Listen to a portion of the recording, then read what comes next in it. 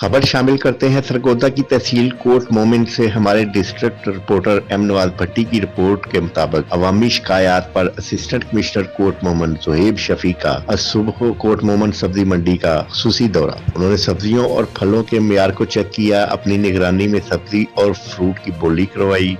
इस मौका पर व्यापारियों और आड़तियों को हुक्म दिया सब्जियों और फ्रूट के मियार और ताजगी पर खुसूसी तवज्जो दे। सब्जियों और फ्रूट की कीमतों पर कंट्रोल किया जाए और उनको कम रखा जाए ताकि अवाम को ज्यादा से ज्यादा रिलीफ दिया जा सके और महंगाई को कंट्रोल किया जा सके। उन्होंने मौका पर मौजूद दुकानदारों को सख्ती से हिदायत जारी की कि वो रेट लिस्टों के मुताबिक माल फरोख्त करें और कहा कि रेट लिस्टों से तजावुज करने वाले दुकानदारों से सख्ती से निपटा जाएगा और उनके खिलाफ कानूनी कार्रवाई अमल में लाई जाएगी। इस मौका पर असिस्टेंट कमिश्नर कोट मोमिन जोहेब शफी ने व्यापारियों और आड़तियों के मसाइल भी सुने और उनके हल की दहानी करवाई।